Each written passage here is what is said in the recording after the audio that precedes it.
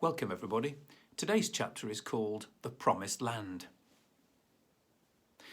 The Bible indicates that it took about a generation for Moses to consolidate his rabble of runaway slaves into something like a coherent body. They couldn't have numbered more than a few thousand, since they had to exist on the spare nourishment afforded by the Sinai Peninsula. After Moses' death, the leadership passed to Joshua, whose whirlwind conquest of the land of Canaan is described in the book that bears his name.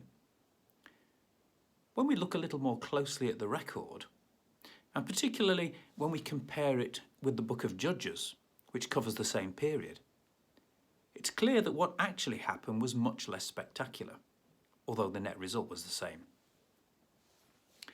The land of Canaan was at this time, about 1250 BC, inhabited as it had been in the time of Abraham by people of similar racial stock as the Hebrews. These people too had made their way into that part of the world by migration, though at an earlier date, and they'd been long enough settled there to make it impossible for a relatively small body like the escaped Israelites to dislodge them.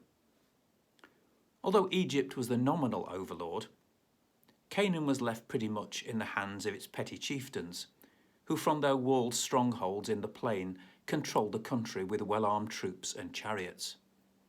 They were more than a match for the Israelites, armed at best with clubs and slings.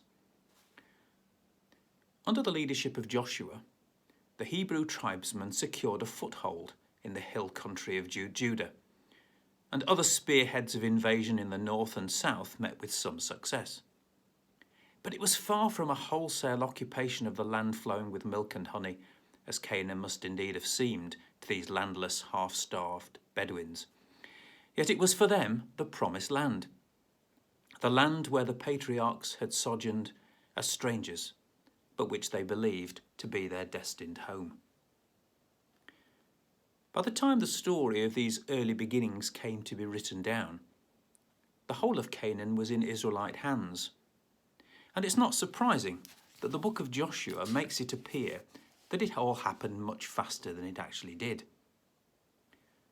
The book of Judges tells us a much more sober story of a long process of infiltration, intermarriage, trade and settlement.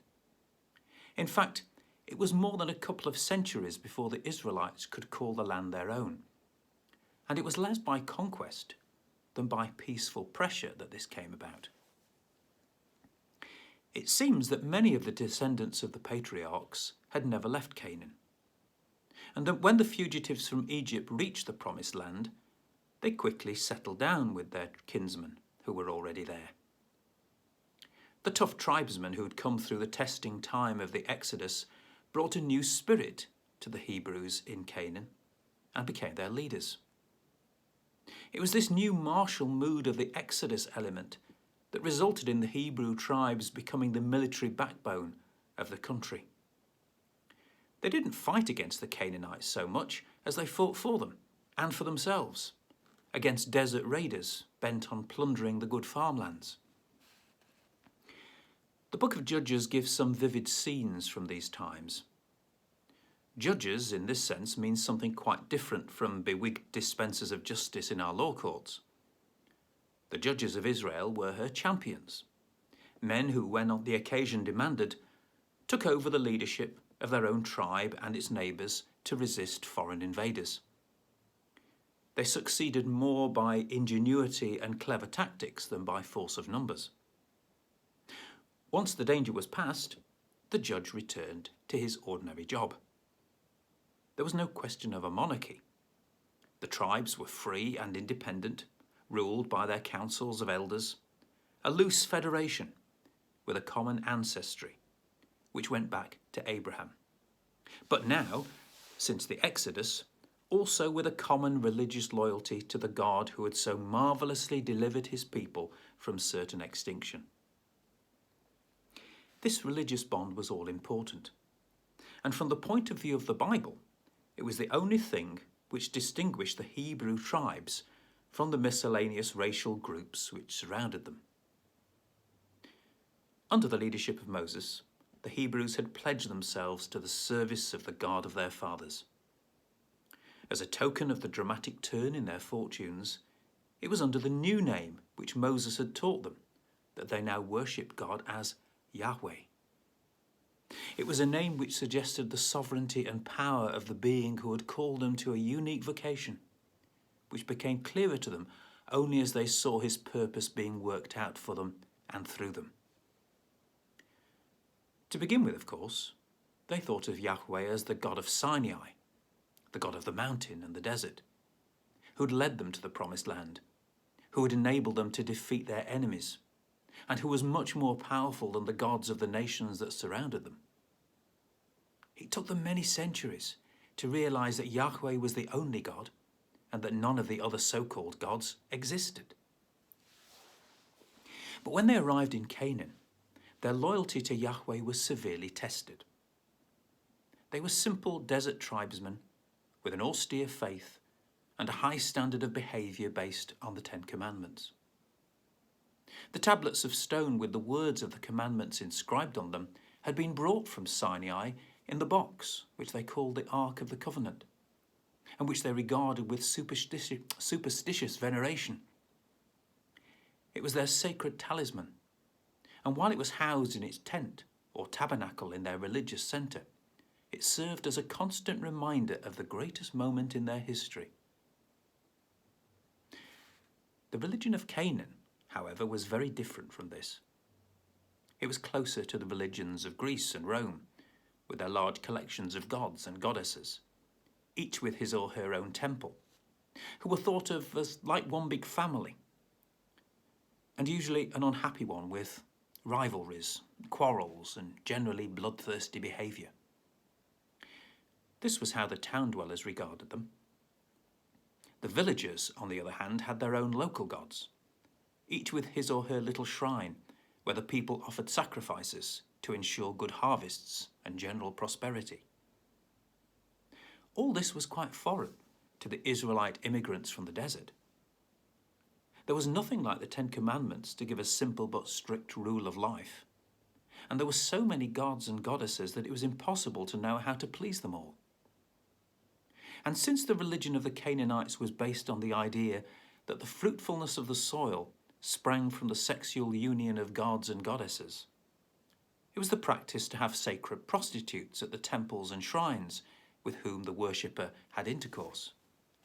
This was supposed to guarantee the blessing of the particular deity on a man's land and possessions.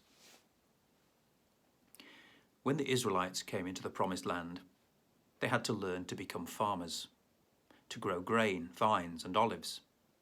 A totally new way of life to a people who'd been mainly wandering shepherds, moving from place to place to pasture their flocks.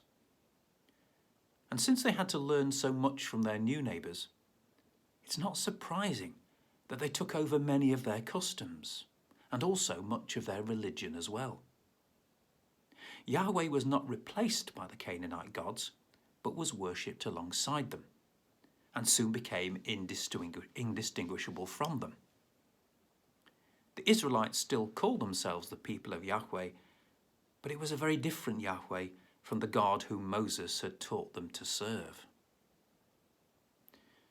The religion of the ordinary Israelites tended to become very similar to that of his Canaanite neighbours.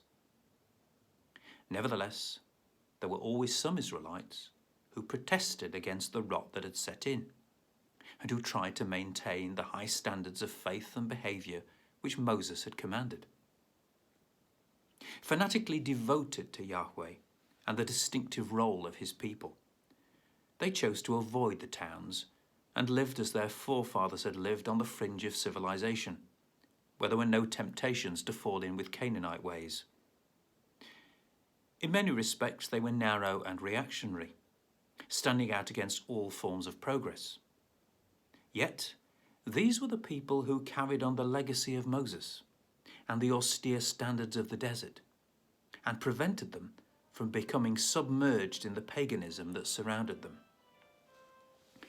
The stories that are told in the book of Judges of how one champion after another rescued his people from the danger of marauding tribes make good reading, but have little religious value.